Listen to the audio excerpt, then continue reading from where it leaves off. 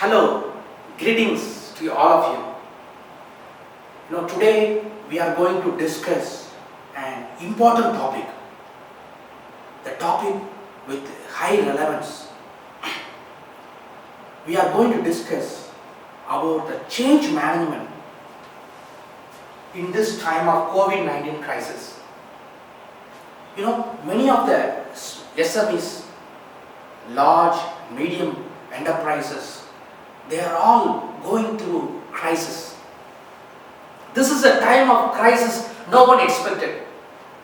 This is a time for true leaders to emerge. This is a time for invention. As they say, invention is a mother of necessity. Do you know, guys, what is the mother of mother?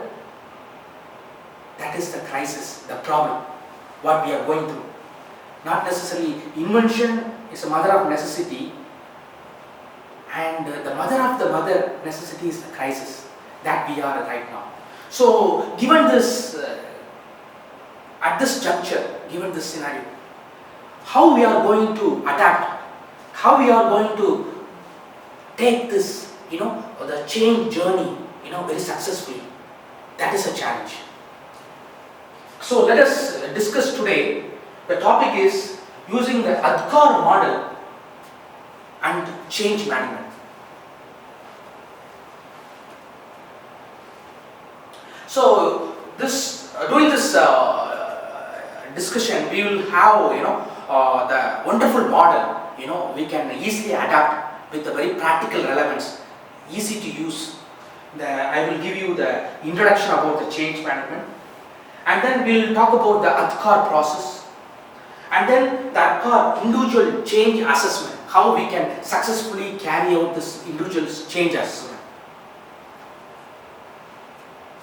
The activity will be an introduction to the ADKAR model that state has adopted, how as a company, enterprise, we can adapt and how it affects the change in organization at different levels. What is change management? The people side of the change. When you talk about any change management or merger and acquisition, any drastic change, what is the impact? Who is the person we have to address? The issues related to culture or people, or can be processes, systems. But first and foremost, we need to deal with people. People side of change is very, very important. First and foremost, we need to handle with care. This is the answer to what is in it for me. If you look at MNCs, in US, Fortune 500 companies like Arthur Andersen, Enron, big investment companies, they were rating other companies the risk assessment, but then they collapsed. What's the reason? Because they failed to address what is in it for me at the middle level and for the whole enterprise. They didn't look at what the people expected for the long-term sustainable development. Instead, few people who acted as professors or consultants, they took large sum of money, and the whole companies, the several companies like leading companies, they sank like a Titanic ship. So the answer to what is in it for me that people ask in time of change, it is giving them the answer to their why. When asking them to make a change, that may make that makes sense to them. If you tackle what is in it for me, addressing each and every one, then it will make sense to them. The change management is the process, tools and techniques to manage the people side, to manage the change, to achieve the required business outcome. Okay? The change management is a system to anticipate, to activate, to accelerate, the management. This is the change management. We need to anticipate activate and accelerate the management processes. The primary reason for the change management, if you look at the primary reasons are, we need to, first and foremost, we need to manage the resistance to change. When I was management training with the Alstom, it's a multinational French-based company. They had more than 2,000 employees. I interviewed around 265 management staff, met them personally, and I fixed an appointment and I had the interview schedule. I asked them what is the current state the organization is going through and what they would like the management to demonstrate in future. Then the result, the outcome of this study became the re-engineering readiness assessment for GEC Alstom. When they had the name was GEC Alstom. Now the Alstom has taken the major share. It's a multinational company. They are into switchgear, transmission, and railway transport systems. And this thesis I just published in Amazon. If you Google re-engineering readiness assessment by Jeyaraj, you will find this book selling about $44. So in this book I'm addressing how we can effectively manage the resistance to change. A person's view of current state correlates directly to their resistance to change. If I would have invested large sum of money, I have invested and I enjoy the status quo. I don't want to change. If I have put all my eggs in the one basket, I'm afraid to get shaken off. I'm afraid to move away from this portfolio. That's the problem. Those strongly invested in the current state may deny or discredit the need to change. Why do some changes fail while others succeed? Even with great communication, US, Harvard business learned professors and consultants, those who acted as facilitators or consultants for the multinational company, all collapsed. They had excellent project management techniques, amazing vision they had.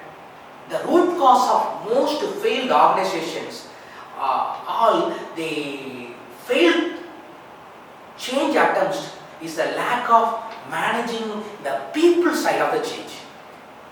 In spite of having excellent project management, vision, and there is a sustained development track record. If you look at the track record, it's all awesome. Results, financial results. But one day they collapsed because they failed to address the people side of the change. Let's move on to the next one. So if you look at the organizational change, can be represented as three states of change: the current state, the transition state, and the future desired stage. Desired state. How things are done today, how to move them from current state to the future, that is the transition state, and how things will be done tomorrow. This is exactly, I did this project for the GEC Alstom. This book is all about addressing these issues of re-engineering readiness assessment. Here, by separating change out into how things are done today, the current state, how things will be done in the future state, and how to move from the current state to the future state, that is the transition state. Change can be more effectively managed as specific tactics can be developed for each of the stages of this change. If you can able to carry out seamlessly these processes, then you can succeed. So I am going to reveal the secrets of how we can carry out from current state to the future desired state. Let us see. The organization's future state is actually the connection of many individual future states. It's a connection of many individual future states. The future state, it can be, the current state, is a different units or different groups or different SPUs, strategic business units you have. That rate in which their change is happening, it can be rapid or it can be milder in some organization, or it can be slow, or in some entity there may be a resistance also. Individuals will transition from stage to stage at different rates, but the ultimate goal is for all people within the organization to reach the desired future state. Irrespective of people who are moving towards a change in a rapid manner or milder way or very slow, or they're not taking any initiative at all, but ultimately everyone has to be pulled together in alignment with the common desired stage, then only we can able to achieve. So the consequences of not managing the people side of change, the consequences can be lower productivity, business make losses, some of the companies I see, they are bleeding, and passive resistance, active resistance, and turnover of valued employees. I can give you a detailed presentation about the major retail industry in Kuwait, wherein I did the major study of how they carried out, this exercise of understanding the senior level, mid level, and junior level, how far people are taking the buy-in for this change. There are some active, passive people, those who are buying the idea but then passive, those who are resistors, those who are making a problem, how to handle all that. That is another presentation. The scope of the work is different. I can carry out another presentation for that. Here there are downsides. These are the downsides to not managing the people side of the change. People not being as productive, people being passively resistant, people being actively resistant, and valuable staff members leaving the organization. Attrition rate is going up. These are all the consequences of not able to managing the people side of the change. So again, disinterest in the current to the future state. People don't like to move away from the status quo. People feeling disinterested in the current or future state. People arguing that change is not needed. They say, yeah, alhamdulillah, everything going fine. Why you want to bring the change? They may resist the change also. And increase in the use of sick leave. They may also take the leave, and changes end up not being fully implemented. It's all resulted in changes not effectively implemented. So people will find workaround to get the work done. People will revert to the ways things were done before. This is what I used to do, and I'm okay with that. I'm very comfortable. Why should I take a new state? Because my training used to be face-to-face interaction, like such a large gatherings. But then now everything, transition happened, the Covid19 crisis, now everything is online. So I need to adapt to that change, right? So people revert to the way things were done before, and that will not work out now. The changes could be scrapped. Us versus them situations are created. These are all consequences of not able to managing the people side of change. So let us look at what is a change. The Mahatma Gandhi, one of the greatest leader in India, he used to say, be the change you want to see. That's what is famous quote by Mahatma Gandhi. Change is inevitable.